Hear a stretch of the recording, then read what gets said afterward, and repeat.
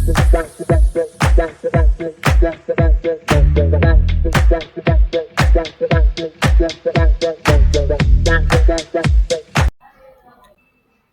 Evening friends. શાળા કે તંત્ર ઈએનટી ટોપિક, ઇયરનો મોડર્ન ટોપિક આપણે જોઈ રહ્યા છીએ. આપણે આગળના લેક્ચરની અંદર વેક્સ જોયું હતું, ઇયર વેક્સ, એના કોઝ જોયા હતા, એની ટ્રીટમેન્ટ જોઈ, એના કારણે થતા સિમ્ટમ્સ આપણે જોયા. આ લેક્ચરની અંદર આપણે ઓટોમાઇકોસિસ વિશે માહિતી મેળવીએ. ઓટોમાઇકોસિસ એટલે શું? તો એસ્પરજીલસ નાઇગરના કારણે અથવા એસ્પરજીલસ ફ્યુમિગેટસ અને કેન્ડિડા આલ્બિકન્સ, આ ત્રણ જે છે એ ફંગાઈના નામ છે. એસ્પરજીલસ નાઇગર, એસ્પરજીલસ ફ્યુમિગેટસ અને કેન્ડિડા આલ્બિકન્સ. એના કારણે એક્સટર્નલ ઇયર કેનાલ અથવા તો ઇયર કેનાલની અંદર થતું ફંગલ ઇન્ફેક્શન જે છે એને ઓટોમાઇકોસિસ કહેવામાં આવે છે.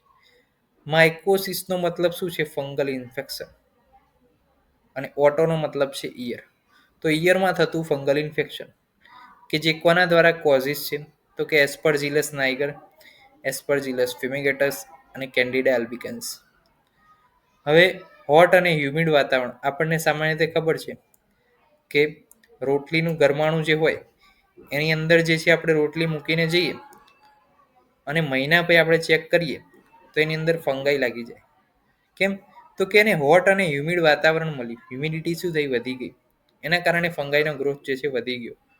તો હોટ અને હ્યુમિડ વાતાવરણ હશે તો એના કારણે કાનની અંદર પણ ફંગલ ગ્રોથ થવાની શક્યતાઓ શું છે?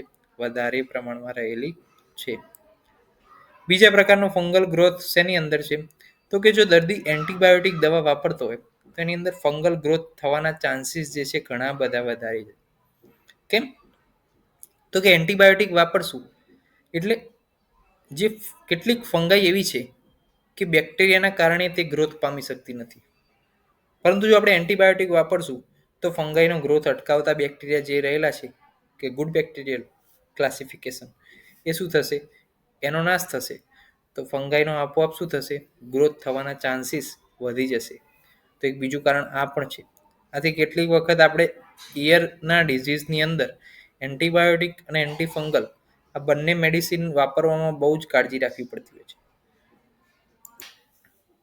તો આપણે શું જોયું કે કાનની અંદર થતું fungal infection plus hot humid વાતાવરણમાં વધારે જોવા મળે અને બીજા ફંગલનો ગ્રોથ જે છે એન્ટીબાયોટિક વાપરીએ એની અંદર પણ ફંગલ ગ્રોથ જોવા મળે છે.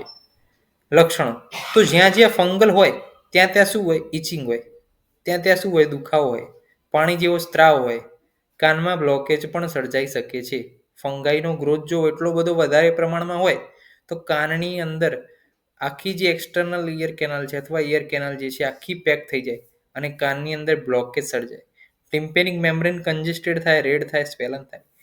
ફંગલ માસ જે એટલે કે ફંગલનો ગ્રોથ જે થાય છે એ કેવા કલરનો હોય? સફેદ રંગનો હોઈ શકે છે, ચીકણી રંગનો પણ હોઈ શકે છે, બ્લેક રંગનો પણ હોઈ શકે છે. તો લક્ષણોની અંદર શું છે?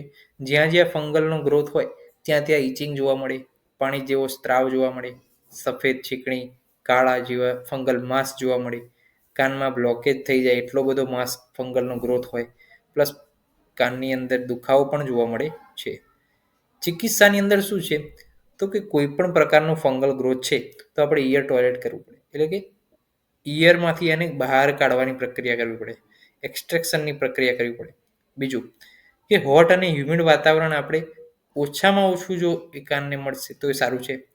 એટલા માટે આપણે કાનને શું રાખવાનું છે? ડ્રાય રાખવાનું છે. કોઈ પણ પ્રકારના ટીપા જે છે એ નાખવાના નથી કે જે એન્ટીબાયોટિક હોય. એટલે કાનને શું રાખવાનો છે? ડ્રાય રાખવાનો છે. એન્ટીફંગલ ડ્રગ તરીકે ક્લોટરીમેઝોલ આપી શકો છો, કેલેમાઇન લોશન આપી શકો છો, કેલેમાઇનના ડ્રોપ્સ પણ અવેલેબલ છે, સિરિન્જિંગ છે, મોપિંગ છે, 2% સેલિસિલિક એસિડ ઇન આલ્કોહોલ. એનાથી આપણે શું કરવાનું છે? ઓરલ સિરિન્જિંગ કરવાનું છે, મોપિંગ કરવાનું છે એટલે કે ડ્રાઇન કરવાનું છે. નિસ્ટાટીન શું છે? નિસ્ટાટીન ડ્રગ છે, કેન્ડિડા આલ્બિકન્સ માટે નિસ્ટાટીન નામની ડ્રગ આવે છે. તો આ બધી ટ્રીટમેન્ટ થઈ. પ્લસ તો આપણે શું જોયું ચિકિત્સાની અંદર? તો કે ફંગલ જે ગ્રોથ થયેલો છે એને આપણે શું કરવાનું છે? બહાર કાઢવાનું છે. એને બહાર કાઢ્યું શેનાથી? તો કે ઓરલ સિરિન્જિંગ કર્યું, ઇયર ટોયલેટ કર્યું, મોપિંગ કર્યું, પછી એન્ટીફંગલ ડ્રગ આપી. કઈ કઈ? તો કે ક્લોટ્રીમેઝોલ છે, નિસ્ટાટીન છે. નિસ્ટાટીન સ્પેસિફિક લખ્યું છે કેન્ડિડા આલ્બિકન્સ માટે છે. જ્યારે પણ આપણે આવા રોગીની એક્ઝામિનેશન કરશું ઈયરની, તો ઓટોસ્કોપથી મદદથી કરશું. તો ઓટોસ્કોપમાં આપણને શું જોવા મળશે? ફંગલનો ગ્રોથ જોવા મળશે. તો એ ફંગલના ગ્રોથના રંગના આધારે આપણે ખબર પડે કે કયા બેક્ટેરિયાની અંદર ઇન્વોલ્વ છે. તો જો એનું બ્લેક કલરનું જે ગ્રોથ હોય ફંગલનો, તો એસ્પરજીલસ નાઇગર જવાબદાર છે. હવે એને કઈ રીતે યાદ રાખશું? તો નાઇગ્રા લોકો જે છે આફ્રિકાના, એ નાઇગ્રા લોકો જે છે સહેજ બ્લેક હોય છે પર્સન, બ્લેકિશ પર્સન હોય છે. તો નાઇગર મીન્સ ધ બ્લેક હેડેડ. ફ્યુમિગેટસ, એસ્પરજીલસ ફ્યુમિગેટસના કારણે કેવા? તો કે પેલ બ્લુ અથવા તો ગ્રીન.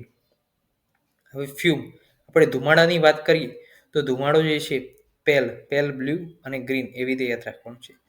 પ્લસ કેન્ડિડા હંમેશા યાદ રાખવાનું. કેન્ડી કેવી? તો કે વ્હાઇટ અને ક્રીમી. કેન્ડી કેવી? વ્હાઇટ અને ક્રીમી. તો કેન્ડિડા કેવો છે? વ્હાઇટ અને ક્રીમી કલરનો આપણને જોવા મળશે. એસ્પરજીલસ નાઇગર કેવું? તો કે નાઇગ્રા બ્લેક પર્સન, બ્લેક હેડેડ જોવા મળશે. એસ્પરજીલસ ફ્યુમિગેટસ કેવું જોવા મળશે? તો કે બ્લુ અથવા તો ગ્રીન જોવા મળે છે.